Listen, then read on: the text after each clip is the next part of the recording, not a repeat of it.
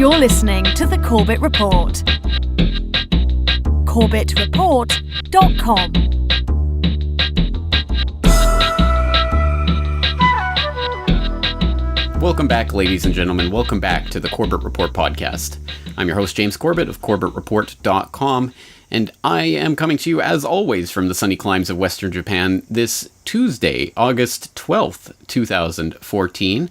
And you will excuse the fact that this episode of the podcast is coming a day later than it should otherwise be, but I got lost in the research for this episode, and it has blown up to monstrous proportions. So we have a metric feces ton of information to get through today, and I'm very much looking forward to getting into it. So thank you for your patience as this episode was being prepared, and I hope you are strapped into your seat, because today we are going to be talking about the Ebola panic that is currently sweeping the globe, or at the very least being pimped out by the mainstream media. And I think there is an awful lot to peel back here about what's really going on. So I guarantee you, no matter how closely you've been following this story, there is going to be information presented in today's podcast that you will not have heard before. So please buckle down and get ready, and get the rewind button and the pause button ready, because there's going to be just a fast and furious amount of information in this episode. And this episode is brought to you by, of course, you out there, of course, the Corbett Report members who do subscribe to the website and donate on a monthly or annual basis, who make the website possible in the monetary sense, but now also, of course, help to make these types of podcasts possible through the furthering of our open source investigation at CorbettReport.com. Of course, members of CorbettReport.com can sign into Corbett Report right now to contribute to our various open source investigations, and there is an open source investigation going on into the Ebola panic right now. They're on CorbettReport.com. I'll put the link in the show notes, as well as the link to all of the things we talk about today. It's going to be an impressive show notes for this episode. And that's all, of course, available at CorbettReport.com. So I want to thank all of the people who have contributed to that comment thread right now on the website. Algorithm of Consciousness, Truth Seeker Always, Joan Redmond, JM, Green Crow, all of you out there, and the many, many more I haven't cited, including Brock West of AP Perspective, who makes an appearance in the comic thread. Thank you guys again. Your input and your feedback has been valuable, and we are going to address some of it very specifically in this podcast episode. Once again, you can get involved in this conversation and contribute to the spreading of this information through those types of comment threads. Once again, you can sign up for a Corbett Report membership there on the website. So let's get into this episode. It is episode 293 of the Corbett Report podcast. It is entitled The Ebola Effect, hyping the next bioweapon for fear and profit. And it is going to be, as I say, a data dump of information. So let's get ready. And the first thing I want to stress about all of this is, of course, don't panic. The panic button has definitely been hit multiple times by the MSM and the governments of the world and the WHO and the other organizations that are ramping up the fear right now, demonstrably so that this is now covering and dominating a lot of the coverage of the CNN and outlets like that. And as always, if the MSM wants you to panic about something and wants you to go into a tizzy, it's probably best to go the other way. And I would say that for anyone who is in a country in which the Ebola virus has yet to transmit from person to person, i.e. anywhere outside of West Africa, when we're talking about this 2014 outbreak specifically, please don't panic at this point. I'm not saying that it's not possible for this virus to become truly pandemic, but at this point it is not. And honestly, it is a greater detriment to your health to worry about health crises like these that you have not been exposed to yet and do not have a possible exposure vector at this point than it is to actually be worried and prepared and hunkering down and getting your supplies ready for the zombie apocalypse, which is probably not going to come. So again, I can't definitively say how this pandemic is going to play out from here, but I can say that the panic at this stage is absolutely unwarranted. Again, for anyone who's outside of the affected areas at the very least, and even in the affected areas, I think people should be more concerned about some of the other developments that are taking place that we'll get into. On the other side, the flip side of this injunction, don't panic. There are the people out there who say, well, yeah, of course. I mean, there's nothing to worry about here because this is all just hyped by the MSM. So I think it's just a distraction issue. There are people in the comment thread of the Ebola panic article on CorbettReport.com that are voicing this concern. This is just a distraction issue. It's not worth our time. I wouldn't go that far. I don't think it's a distractionary issue. In fact, I think that this is ultimately, regardless of whether or not this particular pandemic actually eventuates into anything that we truly do need to worry about, regardless of that, I think it, at the very least, is preparatory. It is part of the consciousness seeding that is going on right now as part of a decades-long preparation of the public for a pandemic virus. And I think it is important for us to keep track of that narrative that they're putting out there so that we can understand it and better disarm it, because it is a weapon that is being used to colonize our minds right now. And if we simply ignore that weapon, then it will be more powerfully effective against us when it is eventually deployed for real. So, having said all of that as preparation, let's get into some of the specifics. What are we going to cover in this presentation? We're going to review the official story of this outbreak, because it is always good to know the official story so we know what it is that we're refuting and what it is that we're working against. We're going to examine the implications of this outbreak for the implementation or the possible future implementation of medical martial law. We're going to talk about the biowarfare connections to this and the depopulation endgame agenda that is behind the ultimate, I think, long-term narrative of these types of pandemics. And then finally, we're going to scrutinize some of the alt-media claims that are being made right now that I think are unwarranted, because just because the MSM is wrong about everything does not mean that the alt-media is right about everything. So let's start, as we usually do, by just taking a look at the official story, what we're expected to believe about this, and we'll start with the official story about the Ebola virus itself from the WHO. Ebola virus causes Ebola hemorrhagic fever in human beings. It is likely hosted by fruit bats. Again, the WHO speculates that the natural reservoir for the Ebola virus is fruit bats and that it has transferred into the human population, but they don't know. So there you go. Take that speculation for what it's worth. This virus first appeared in 1976 in a village near the Ebola River in present-day Congo, back in when it was Zaire. And also in 1976, there was another outbreak in Sudan, and they were separate outbreaks. It was originally believed to be a new strain of the Marburg virus, which is another viral hemorrhagic fever that operates in a similar way. So even at the time, there was some confusion over that. And again, coming from the WHO, quote, infection occurs from direct contact through broken skin or mucous membranes with the blood or other bodily fluids or secretions, stool, urine, saliva, semen of infected people, end quote. And of course, that is contentious. Again, we are just outlining the official story from the WHO, the CDC, the sort of mainstream progenitors of this. But even among that crowd, this is somewhat contentious. Certainly, there have been clinical trials that have at least suggested the possibility that Ebola is transmissible through the air. It is air transmissible. And that is still listed as a potential vector, or at least something that people should be concerned about by, for example, the Canadian public health authorities and others. So the idea that this is only a virus that can only be transmitted through direct contact with mucous membranes or with contaminated products is not something that is certainly settled science by any means. And this, in fact, is one of the reasons why Ebola has been studied, as we will see, for a long time in biowarfare research as a potential biowarfare agent, because it has been understood that it can at least be made airborne transmissible and thus a potentially effective bioweapon. So, moving along with the official story, again, the symptoms of Ebola hemorrhagic fever start out as sudden onset of fever, intense weakness, muscle pain, headache, and sore throat, aka the regular flu. And later stages of the disease see vomiting, diarrhea, rash, impaired kidney and liver function, and internal/external bleeding. It's important to note that for those of you watching the video presentation of this podcast, there is a picture on the screen of a very famous picture of a man suffering from Ebola hemorrhagic fever bleeding out from the mouth.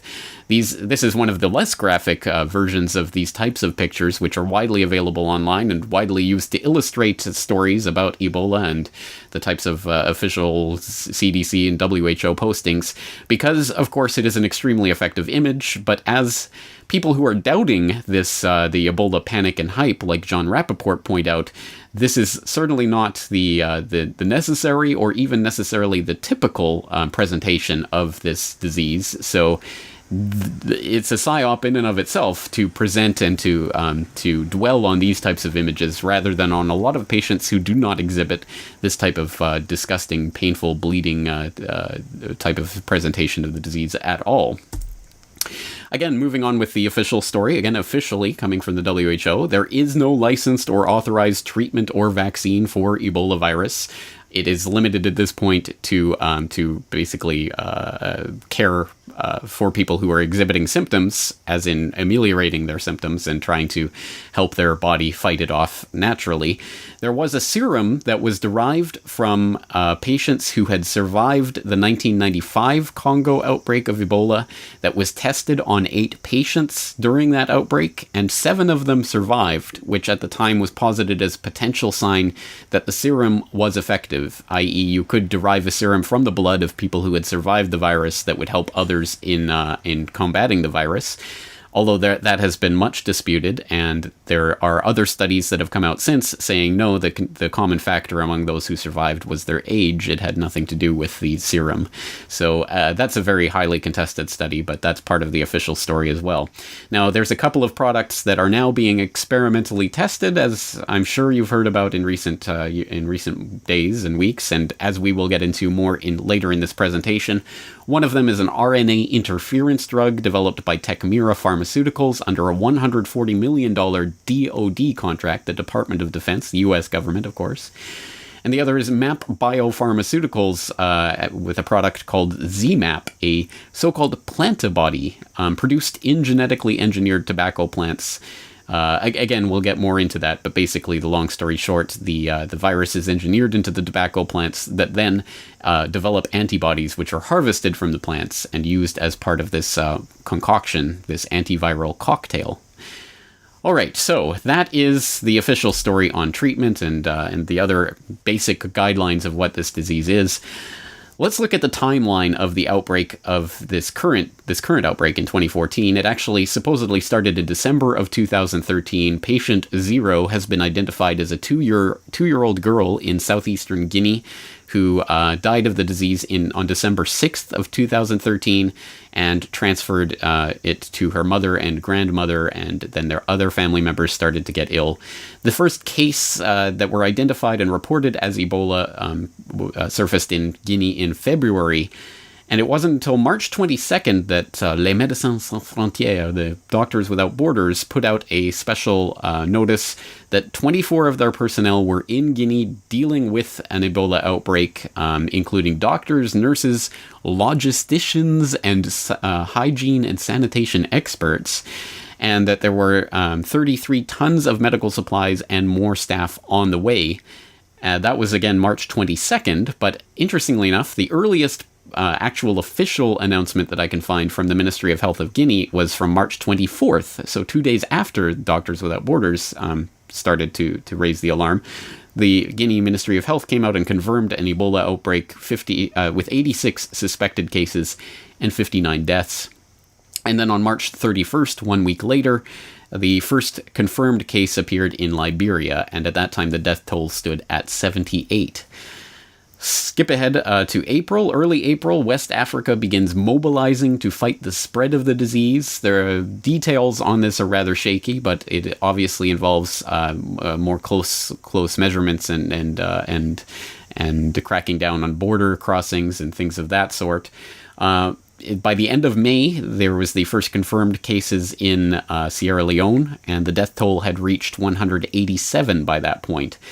On June 16th, the WHO released a report that confirmed 333 deaths, making it, by that point, the deadliest outbreak ever. The previous most deadly outbreak was, in fact, the first ever outbreak in Zaire, the Congo, in 1976, in which 280 people died. Out of 318 reported cases, a staggering 88% fatality rate, which again gives you a sense of just how deadly this virus can be at certain times. But it's also important to note, as some people again in the comment thread on our open source investigation on CorbettReport.com do note, that the more deadly a virus is, the less likely it is to go pandemic or epidemic, because it is difficult for it to transfer from host to host if the hosts keep dying off very quickly. So an 88% fatality rate virus is of course very worrying for those who do contract that virus, but it is much less likely to go pandemic or global if people are dying in those types of numbers. So there is a certain fatality percentage tipping point, I guess, at which point the likelihood of pandemic actually goes down. Something to keep in mind. The current fatality rate in the current 2014 outbreak has been estimated at something like 64%. And again, those numbers keep changing on a regular basis, so we'll keep up to date with that, I suppose. But that, again, is what is being reported. Skip ahead to July 3rd, and the WHO convenes a ministerial meeting in Ghana to decide on cross-border collaboration. And that meeting is interesting. Of course, it talks about the need for the WHO to establish a sub-regional control center in Guinea to act as a coordinating platform to consolidate technical support to West African countries by all major partners and assist in resource mobilization. So, again, just a lot of gobbledygook to summarize the point that, yes, the WHO basically handed itself a lot of powers to help combat this crisis. And they talk in some more details that, again, will be linked up in the show notes about what that actually involves. By July 25th, we have the first probable case in Nigeria, and July 30th, Germany agrees to accept 2 Ebola-infected patients at the request of the WHO. A pretty unusual step. There are not many countries clamoring to accept Ebola-infected patients for treatment at any previous time, in any previous outbreak. This has not happened before, so it is interesting in that it is precedent-setting, although at least in the German case, going to a university hospital in Hamburg, they use a very stringent BSL-4 type airlocks and other procedures to make sure that it is a very tightly controlled environment. However, in August of 2014, just earlier this month, of course, we had Dr. Kent Brantley and Nancy Wright-Ball, 2 American aid workers in Liberia, transferred to Emory University Hospital in Atlanta for treatment of their own. And again, I'll let you take a look at the open source investigation we're doing on CorbettReport.com. But if you actually compare, for example, the steps at the Hamburg University Hospital versus this Emory University Hospital, and what state they're in there in terms of quarantining or keeping these subjects sealed off from the outside public, it seems like there's nothing more than a glass partition keeping them from the general public, which is very interesting because previous protocols established by U.S. AMRID and published in the U.S. AMRID documents from 2002 show that there was the requirement of BSL-4, Biosafety Laboratory Level 4, safety requirements at every stage of treating and handling an Ebola-infected patient, and yet now the CDC claims to operate this Emory University Hospital special isolation ward, where there isn't even, as far as I'm aware, the proper airlocks and procedures in place that would be required of a BSL-4 type environment. So, again, there are some precedent-setting things happening here. I don't think it necessarily means that this is something to worry about, even if you are in Atlanta, but I think it is important for the precedent setting. Also, of course, just last week, there was a Spanish missionary flown from Liberia for treatment in Spain, so this is becoming something, again, as I say, of a precedent that's already seems to have been accepted into standard practice. On August 11th, The latest update from the WHO at the time of recording of this podcast, the WHO reported 1,848 cases total in Liberia, Nigeria, Sierra Leone, and Guinea, with 1,013 reported deaths. So again, somewhere around that 60% fatality rate as of current recording. Okay, so that's kind of the official story. The question is, so what? Obviously, the government, the WHO, the establishment media, they're all pimping this Ebola virus fear porn. They want you to be afraid of this, so why should we care? Why do they want us to be afraid? Does this matter? Is this just a distraction? Well, a few points to be made here. First of all, the fear that they are pumping out right now is used as an excuse either for the implementation of medical martial law or at the very least for the softening of the public when it comes to issues of medical martial law, more on which in a moment. The fear is used to sell the public on the necessity or efficacy of expensive new treatments, more on which in a moment. And the fear is used to prepare the public for accepting a worldwide pandemic that wipes out large numbers of people, more on which in a moment. Let's talk about medical martial law. What is medical martial law? Well, I'm sure you're probably familiar by now with the concept of martial law. That is the rule by fiat decree of military or police authorities, the suspension of civil rights, etc., in a time of declared emergency. And this medical martial law, exactly as the name implies, is martial law done for the purpose of a medical emergency. Obviously, for delivering medical aid, because the authorities care so much about you, they must suspend your inalienable human rights that are not granted by any government, but they can be revoked, apparently, in times of emergency, or that's what the authorities, so-called, self-described, would want you to believe. Something for political philosophers to ponder at any rate, and for people who actually have to live through the prospect of medical martial law, something that they have to do more than just ponder. For more on this issue of medical martial law, you can take a look at our full, complete podcast-length exploration of that subject back in episode 86 of the Corbett Report podcast, which again will be linked in the show notes for this presentation, so that you can go and familiarize yourself with more about this idea of medical martial law. But I guess the question is, well, is this something that's just coming into view now? Is it something that they're just trying to seed into the public consciousness now? Of course not. This has been a very long, very careful preparation of the public for the concept that we may just have to suspend all your rights and rule over you with the military in the event of a medical emergency. And just for one example, one data point on the chart that paints the picture of that, we can go back to October 4th, 2005, at a presidential White House press conference in which a very scripted question is asked of George Bush about the then developing concern over avian influenza. Mr. President, you've been thinking a lot about pandemic flu and the risks in the United States if that should occur. I was wondering, Secretary Leavitt has said that first responders in the states and local governments are not prepared for something like that. To what extent are you concerned about that after Katrina and Rita? And is that one of the reasons you're interested in the idea of using defense assets to respond to something as broad and long-lasting as a flu might be? Yes.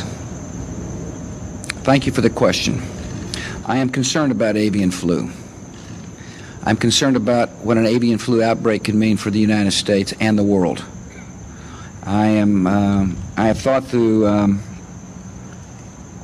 the scenarios of what an avian flu outbreak could mean. I tried to get a better handle on what the decision-making process would be by reading Mr. Barry's book on the influenza outbreak in 1918. I would recommend it. The policy decisions for a president in dealing with an avian flu outbreak are difficult. One example, if we had an outbreak somewhere in the United States, do we not then quarantine that part of the country? And how do you then enforce a quarantine? It's one thing to shut down airplanes. It's another thing to prevent people from coming in to get exposed to the avian flu. And who best to be able to effect a quarantine? One option is the use of a military that's able to plan and move. And so that's why I put it on the table. I think it's an important debate for Congress to have. I noticed the other day evidently some governors didn't like it. I understand that. I was the commander-in-chief of the National Guard, and proudly so. And frankly, I didn't want the president telling me how to be the commander-in-chief of the Texas Guard.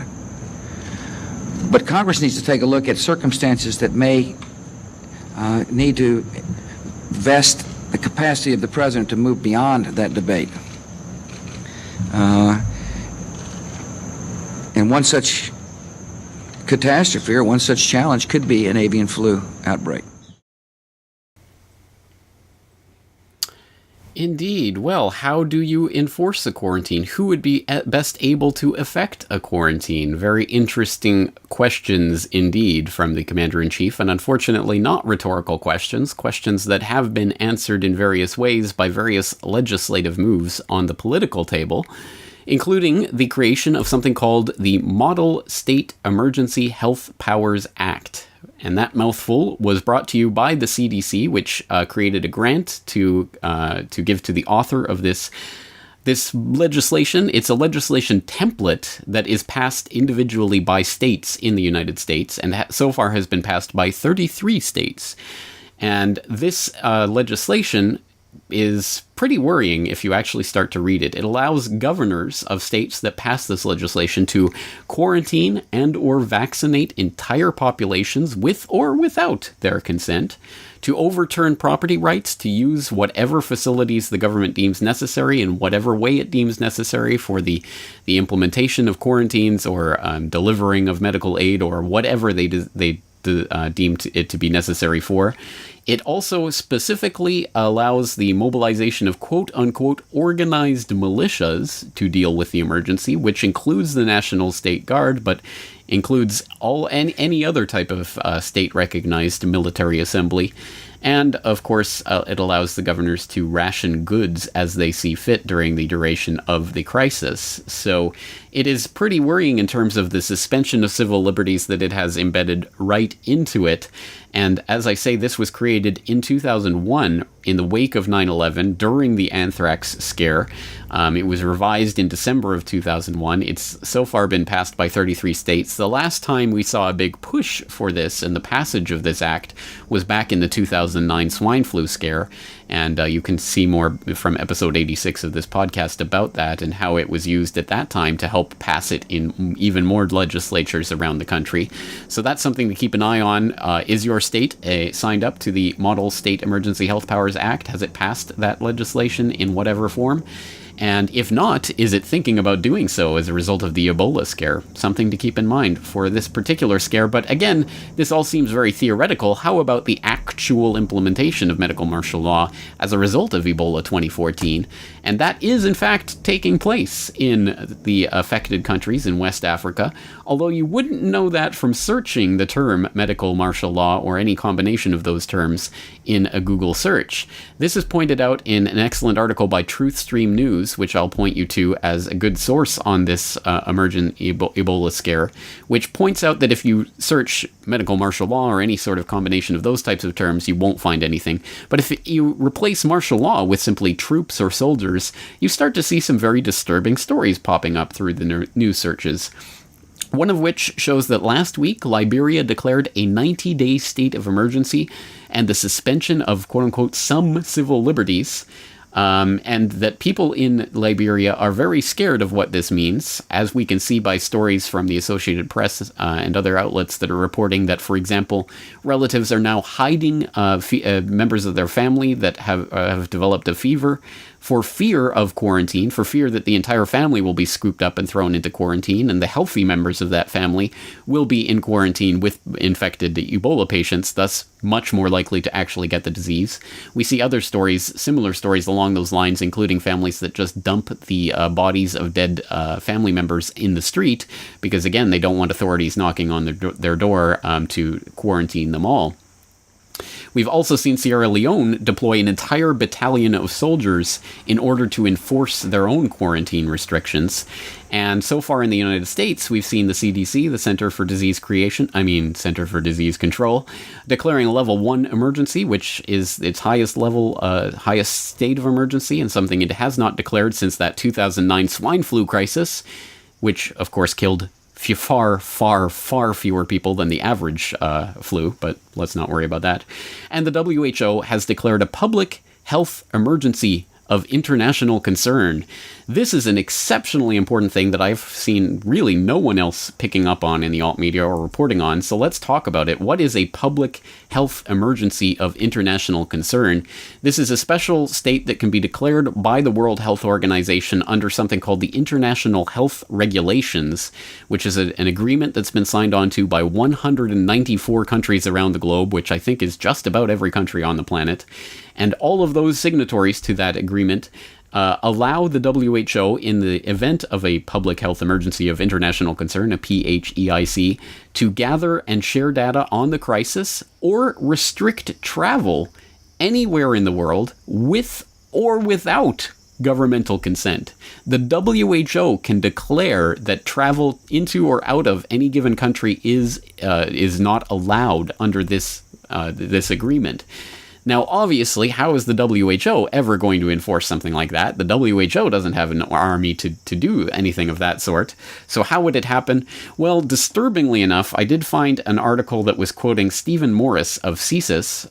No, not the Canadian Security Intelligence Service, the other CSIS, whose actual acronym escapes me at the moment, but is a globalist body, a think tank that's populated by Zbigniew Brzezinski and the like, of those types of globalist fellow travelers, who have talked about Stephen Morris as, I believe, their global health coordinator, and he's talked about how this could mean mobilizing NATO assets in order to help implement this PHEIC, and a direct quote from Stephen Morris, quote, "The U.S. military knows how to operate in these environments," end quote, for the purpose of delivering aid and distributing medical supplies and helping ferry in workers and things. I'm sure only sunshine, rainbows, and lollipops. And oh yeah, I mean, if they have to enforce a quarantine of an entire country, they could deploy NATO assets to do so.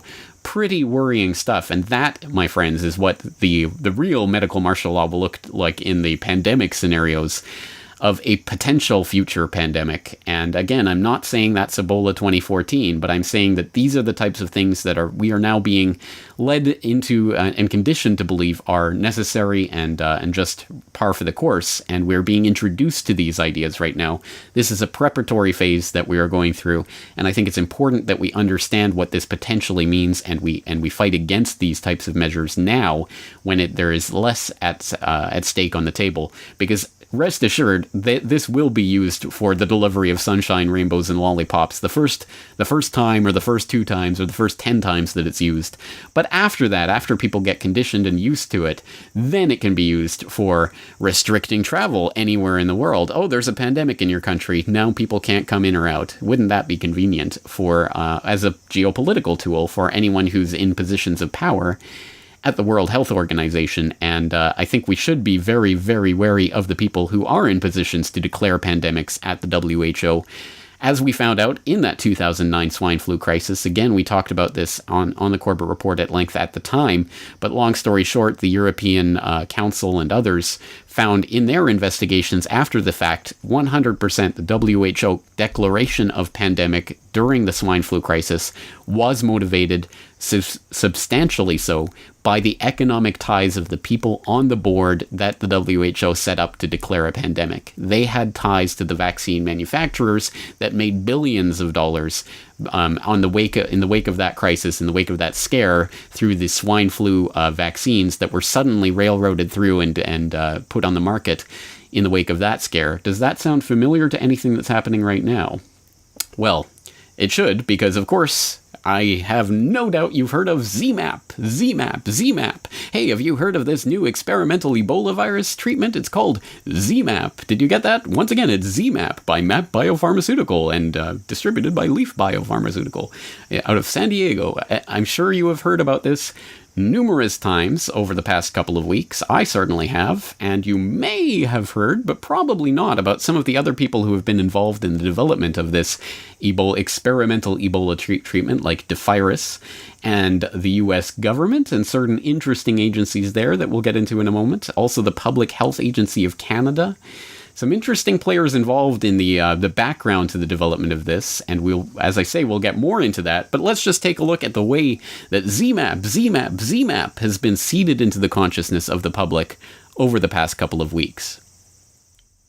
So as you know, there is no cure for Ebola, no vaccine available for clinical use at this time. And normally patients are given fluids, blood transfusions, and antibiotics with the hope their immune systems can fight off the virus. But with a case fatality rate of up to 90% and a death toll of nearly 900 from this latest outbreak stemming from West Africa, those measures are far from effective. Well, we may now have a breakthrough, a potential one at the very least, because at the request of the U.S. charity that worked with the two infected Americans, Dr. Kent Brantley and aid worker Nancy Wrightbull, they were administered an experimental serum for Ebola and are both seeing remarkable improvement in their condition. So that's some encouraging news. The treatment, called ZMapp, never tested on humans until now, is being developed by San Diego-based MAP Biopharmaceutical. The drug is made with tobacco plants and with an Ebola antibodies harvested from infected mice. Until now, MAP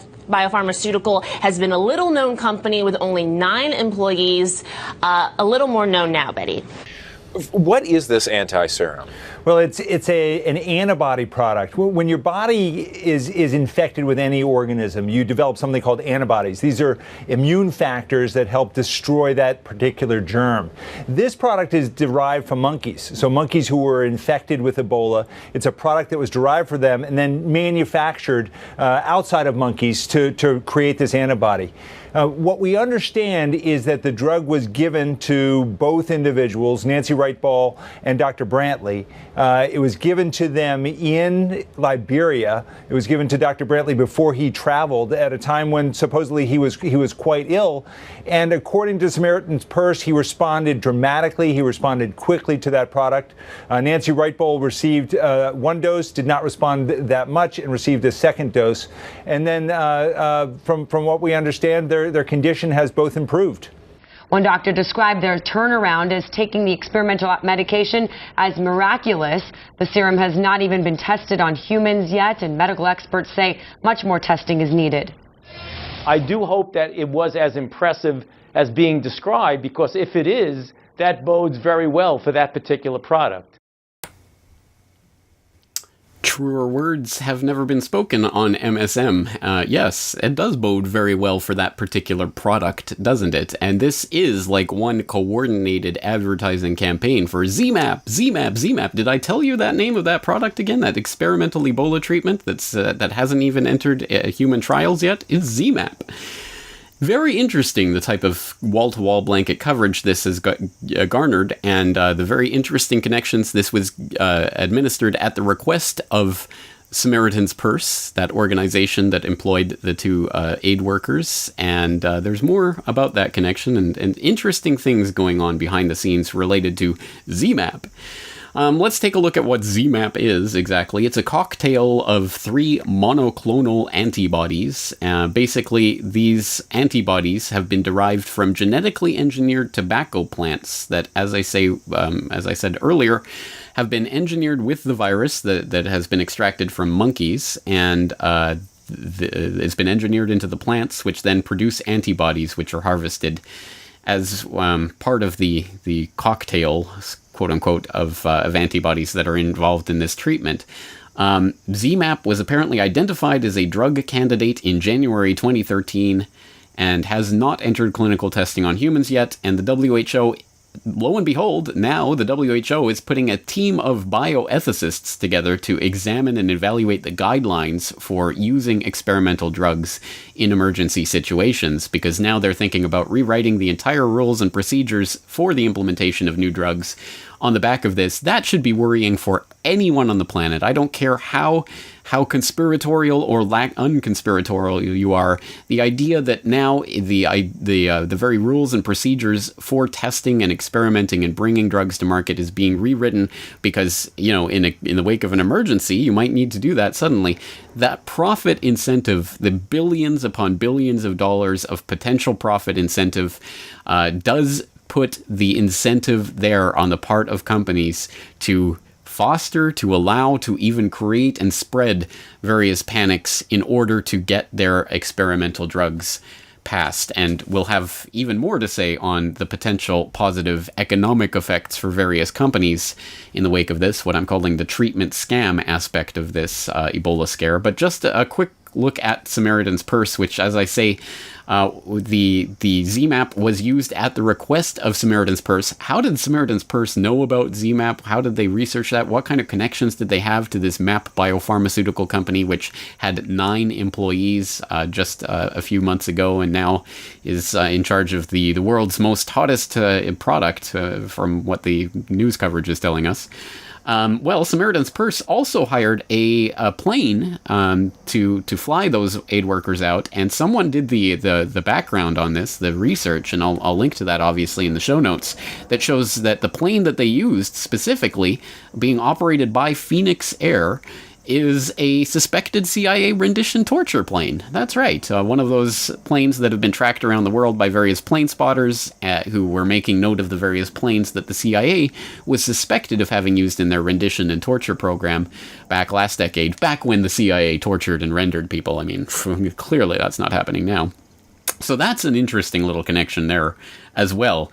And here's some more interesting connections with the ZMapp. ZMapp is developed from 2 different types of procedures. One is called MB003 that was developed by MAP Biopharmaceuticals with the aid of US AMRID, which, people who don't know, that's basically the US biowarfare wing of the Department of Defense. The same ones that brought to you the anthrax scare, by the way, the anthrax attack back in 2001, as we've talked about before on this podcast. But also the other component of this cocktail is ZMAB, Z-M-A-B, which was developed by a company called Dephirus out of Canada, which had links to the Public Health Agency of Canada and some other development partners. So there's some interesting governmental links to this ZMapp scam that's being foisted on the public right now. And there's another treatment that you may have heard of at ad nauseum in the last few days. We talked about this briefly earlier. Techmira Pharmaceuticals has developed an RNA-based therapy under a $140 million Department of Defense contract. On July 4th, the FDA placed the human trials of this treatment on hold. On full hold, meaning that there was no possibility for them to proceed with any type of clinical testing on humans. That same day, their shares dropped 16% on one day, the largest single-day decline in months. Yet, on August 8th, just a few days ago, the FDA they went from full hold to partial hold on the clinical tests, meaning that now Techmira can at least go ahead with partial clinical testing and make some of this available, obviously, to people in the field there in West Africa for testing. And lo and behold, the same day, the stock price of Techmira spiked 45%. And this relates back to an interesting little article that talks about, that I tweeted out the other day, that talks about how the investors are looking for the investment opportunity here in the Ebola outbreak, but they haven't found one yet. Well, that article was written shortly before this Techmira announcement was made, so I guess Techmira is the hot stock to buy if you're looking to profit from Ebola. And who isn't, right? Well, so that's the treatment scam aspect of it. Obviously, just like in the swine flu and the huge incentive to the vaccine manufacturers in the swine flu scare, there is a huge incentive to the biowarfare-connected companies that are working on Ebola treatments of various kinds. And again, there's more to say on the biowarfare aspect of this. So let's take a look at that. I mean, first of all, let's just take a look at the official story of Ebola and how it suddenly appeared in Congo in 1976 and Sudan in 1976. It was previously completely unknown. Its origins are still unknown. Again, they're guessing. They think the natural reservoir is fruit bats, but they don't know. Well, are there any other mysterious biological agents that appeared on the scene around the time? Well, of course, there was the HIV/AIDS, which was first identified by the CDC in 1981. Its origins, of course, still unknown. And interestingly enough, I mean, let's just make this connection. Both Ebola and HIV operate in the same way. This comes from a Reuters article that was posted on December 1st, 2001. It's up on the screen for those watching the video presentation, but it's probably too small to read, so I'll read it for you. Again, this comes from Reuters, December 1st, 2001. AIDS and Ebola found to use same mechanism to spread in body. Quote, "The viruses that cause AIDS and Ebola, 2 deadly, contagious, and highly feared diseases, spread through the body using the same mechanism," US-based researchers said on Friday. The researchers, led by Dr. Paul Binayes of the Aaron Diamond AIDS Research Center at New York's Rockefeller University, said they hoped their finding might lead to the discovery of new drugs to help treat HIV and Ebola infections. Their study, published in the December issue of the journal Nature Medicine, shows HIV and Ebola use a protein called TSG101 to bud from the cells they infect. Both viruses hijack cells, inject their genetic material, and turn the cells into little virus factories. New copies of the virus bud from the cells in one of the steps of this process before going in search of new cells to infect. As both HIV and Ebola bud, TSG101 attaches to the virus and helps it to emerge from the cell, the researchers reported. They said it might be possible to design a drug that interferes with this process. That would presumably prevent the spread of the virus in an infected person. It's remarkable to see two different viruses share a common budding mechanism, Benayes said in a statement. It is remarkable to see two completely different viruses that both spontaneously popped up in Africa in the late 1970s using the exact same mechanism never seen before or since in any other virus to spread throughout the human body, creating deadly epidemics, isn't it? And, that's fuel for the fire for the talk that has long circulated about AIDS as a bioweapon, and a topic which is ripe for further investigation in future editions of this podcast, I'm sure. But let's take a look now at this specific instance of biowarfare as it relates to the Ebola outbreak going on right now. This has been pointed out by some researchers, including the Bird Flu 666 blog, which noted that Tulane University's researchers collaborated with US AMRID back in 2007 on a project funded by the National Institute of Health to the tune of $3.8 million to develop test kits for detection of hemorrhagic fever. And the testing for that took place in Sierra Leone. And hemorrhagic fever, of course, like Ebola, of course, in this case, it was specifically directed at Lassa hemorrhagic fever, but again, very similar in terms of their effects. 2009, Tulane University researchers led a $7.1 million granted NIH project, National Institute of Health project, to continue that test kit development. And that has gone on, presumably, in the years since. Fast forward to 2014, and on July 23rd, Sierra Leone government announced that Tulane University would stop Ebola testing during the current Ebola outbreak. One more time, Tulane University to stop Ebola testing during the current Ebola outbreak. This relates back to a particular hospital that the Tulane University researchers are at, and which their grant funds from the NIH are helping to fund, which is the main now Ebola testing and treatment was the main testing and treatment facility in Sierra Leone during the onset and the early stages of this crisis. Again, Tulane University researchers were helping to fund the Kenema Government Hospital there in Sierra Leone, and that was where their testing that they were working on was taking place, testing for Ebola in this case. Now, interestingly enough, on August 7th, the National Institute for Health announced that they would not renew the Tulane University contract in November. It was due to expire in November of this year. NIH is not going to renew that contract for the testing of these test kits for hemorrhagic fever. And again, interestingly enough, the Sierra Leone government has announced that the Kenema Government Hospital will no longer be the facility that is going to treat or accept new Ebola patients. They are now going to a separate research facility not connected with Tulane University. Tulane University researchers were connected in, again, with US AMRID and the US Biological Warfare Program under the rubric of bioterrorism, which was touted in the Tulane University press documents that were given out at the time of the announcement of these NIH grants. So, again, we have these biowarfare, bioterror-connected researchers there at the heart of the outbreak in Sierra Leone, and the Sierra Leone government apparently trying to basically kick them out or stop them from doing their work. And the NIH is now dusting their hands of the whole thing. Very interesting, and I think there's going to be more to come out on that, so we'll have to continue to follow that particular thread. Speaking of threads and some of the information that we can look at, with regards to this biowarfare aspect, let's take a look at the comment thread in that Ebola pandemic, panic or pandemic open source investigation on CorbettReport.com. One of the commenters there, Anna Briggs Thompson, who's contributed quite a bit to the MH17 open source investigation we have going on as well. She writes, "A possible connection I find interesting is how the British TV series Utopia centers its story around depopulation through creating a virus, a quote-unquote Russian flu, that is supposed to kill thousands of people. A group led by an MI5 agent called Milner," a reference to Milner of the Milner Group, the Rhodes Trust, the secret society that Carol Quigley identified in the Anglo-American Establishment in Tragedy and Hope. Interesting.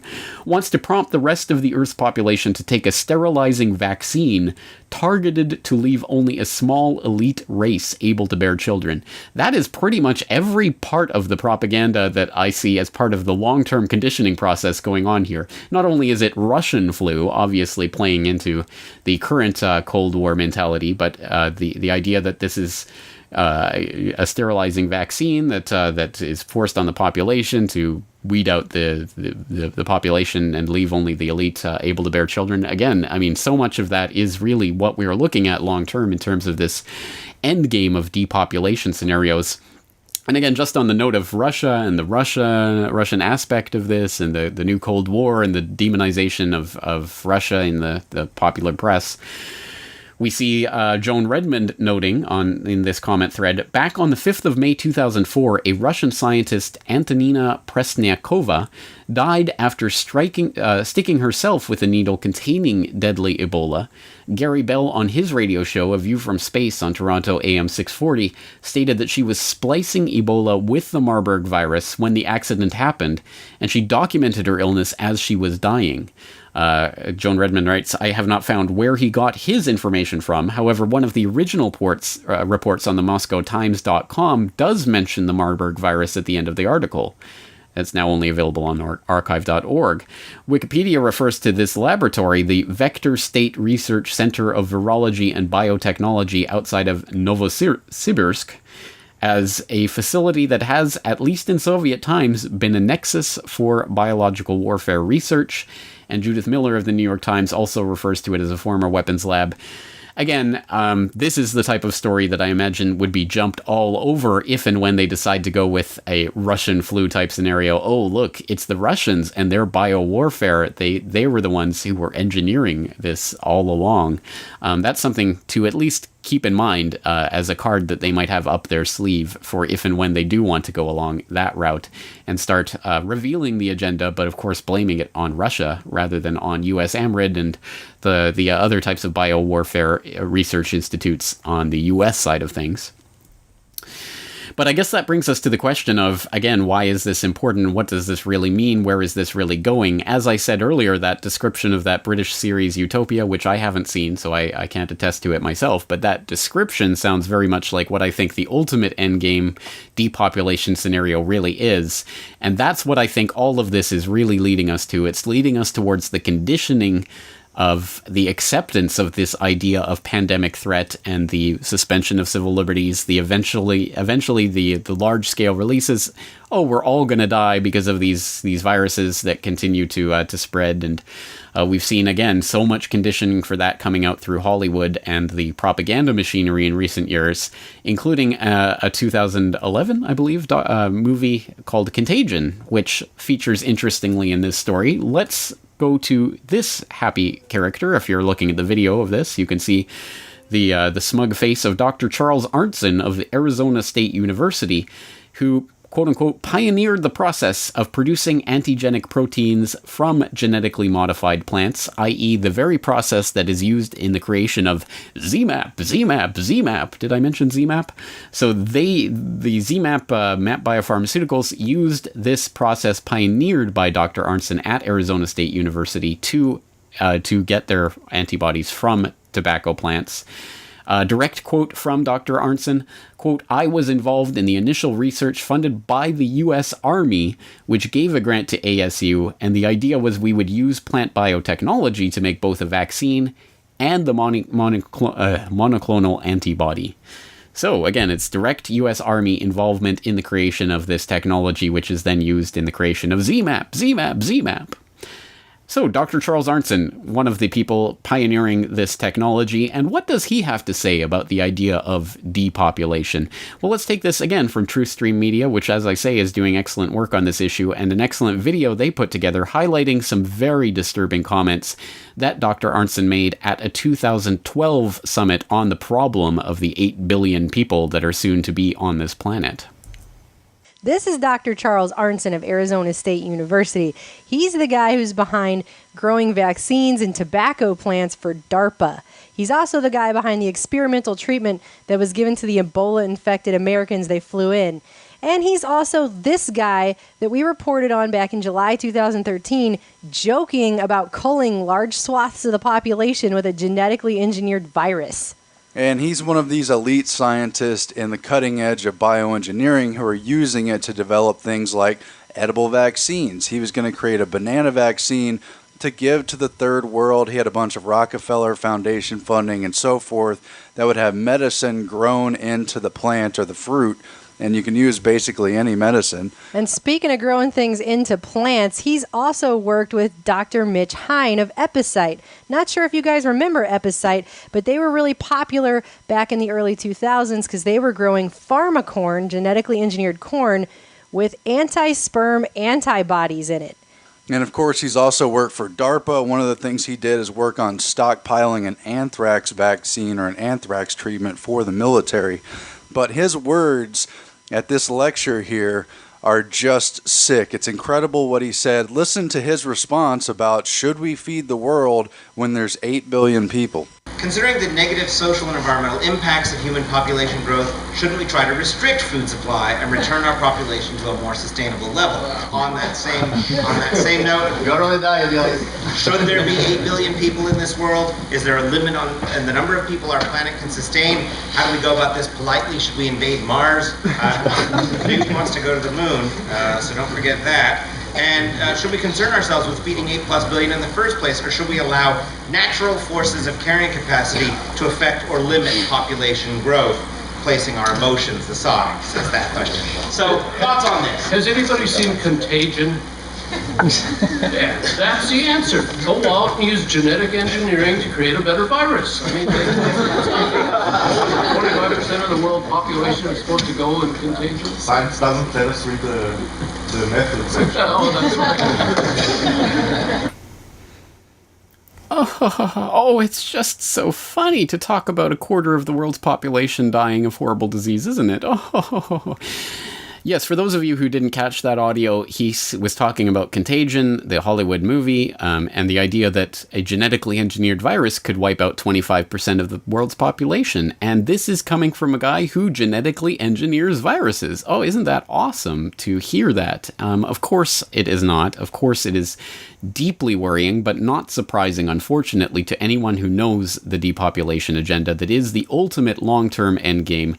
And I think probably the most effective way of implementing that endgame would be through some type of engineered virus.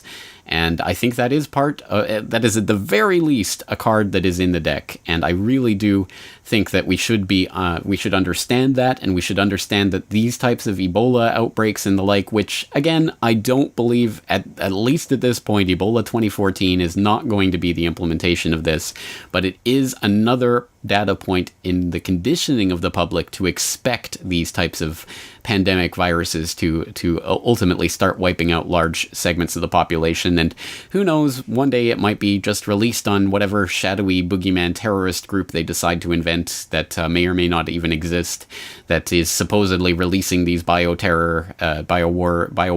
and who knows where from or how they did it, but they're taking out greater and greater swaths of the globe as they do so, and we have to be hemmed into tighter and tighter and more controlled cities as a result. And civil liberties, what's that? That's only for people who aren't in emergencies. etc., etc. So again, I think this is extremely important to understand. If you don't know about the depopulation agenda, I would suggest you go to corbettreport.com and just type the word depopulation into the search bar. We've done a lot of work on this in the past, talking about some of the statements that have been made by Prince Philip and all sorts of people, Ted Turner and Bill Gates and others who have lusted after this idea of depopulating vast swaths of the world. And let's not use the euphemism. That means, in this case, killing off vast swaths of the globe.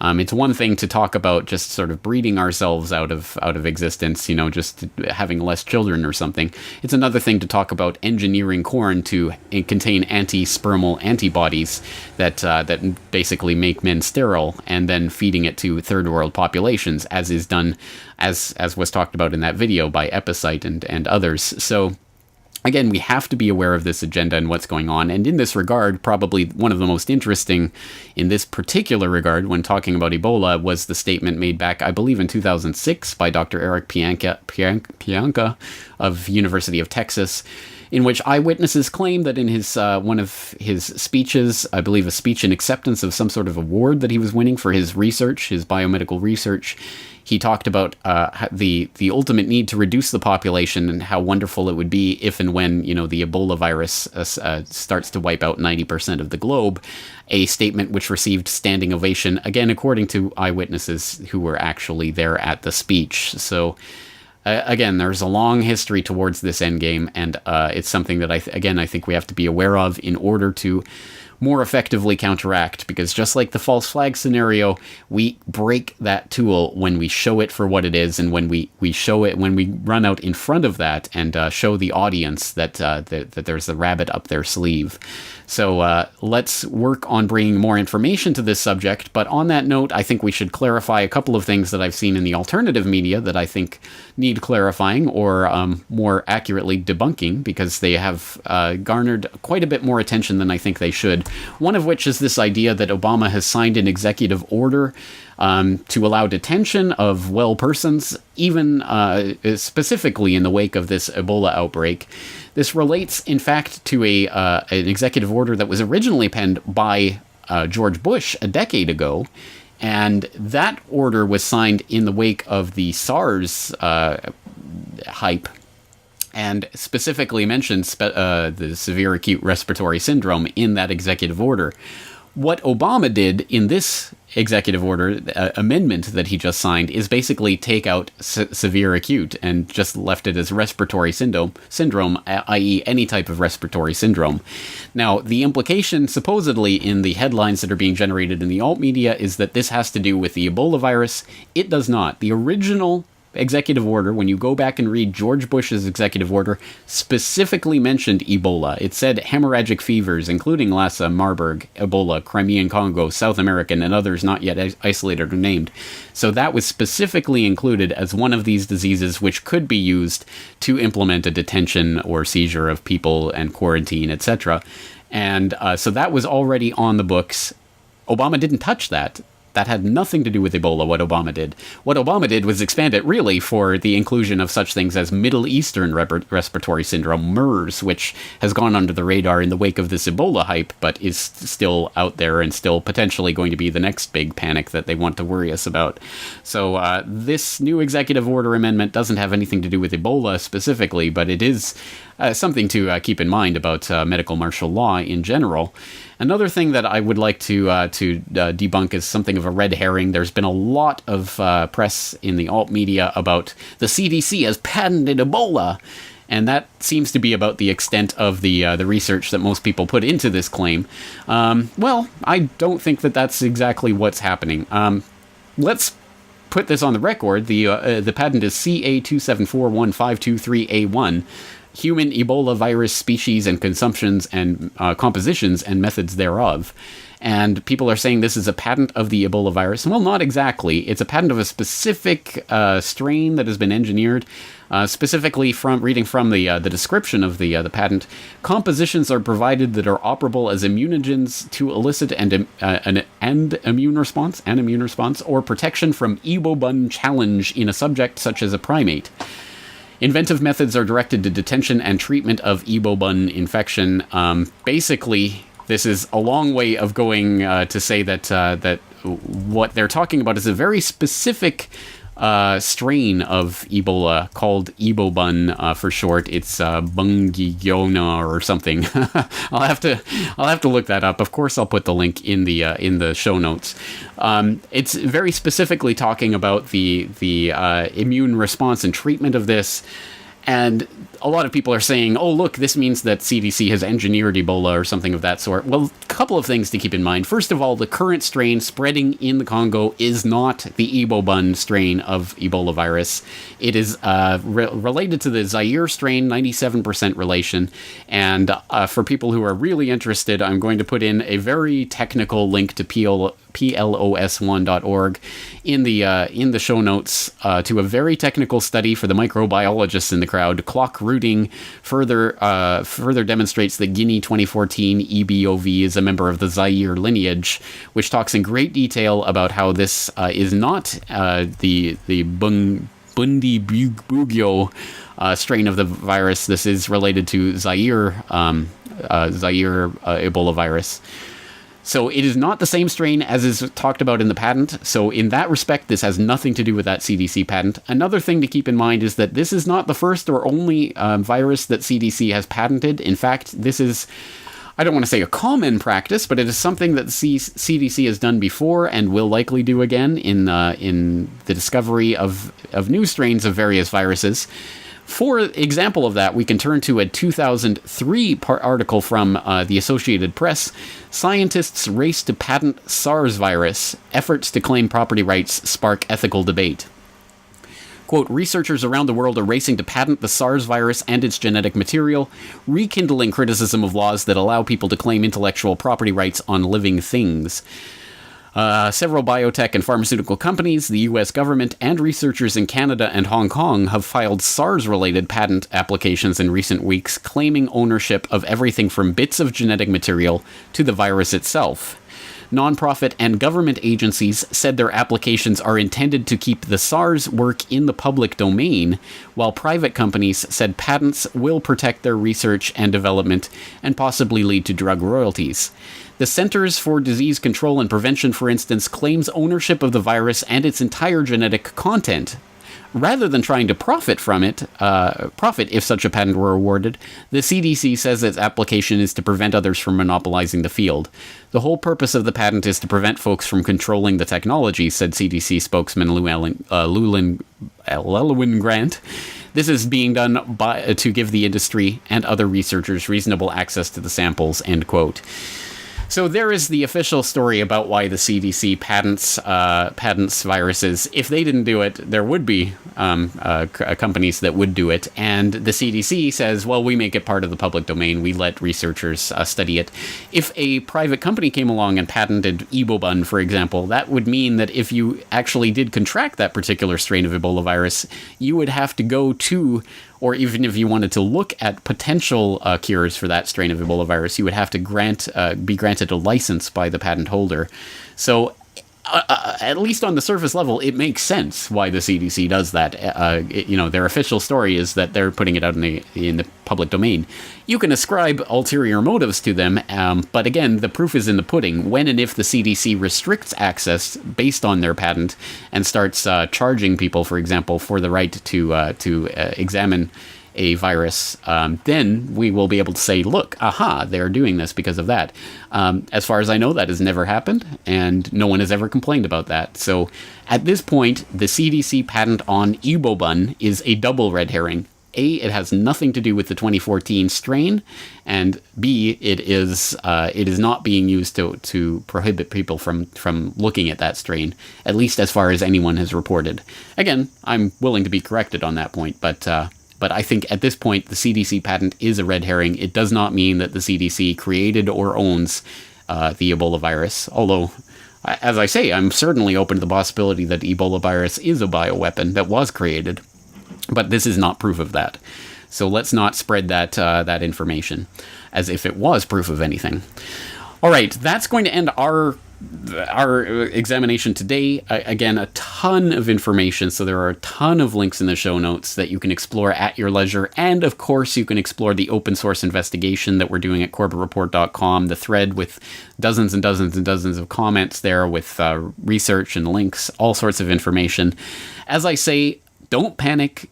If you are in any country other than Liberia, Nigeria, Sierra Leone, or Guinea, and even then, you probably should not be panicking and soiling yourself over the possibility of contracting Ebola, at the very least until we start seeing transmission in other countries. And also, we should remain skeptical of every single thing that is being promoted in the mainstream, in the alternative media, things that you've heard today.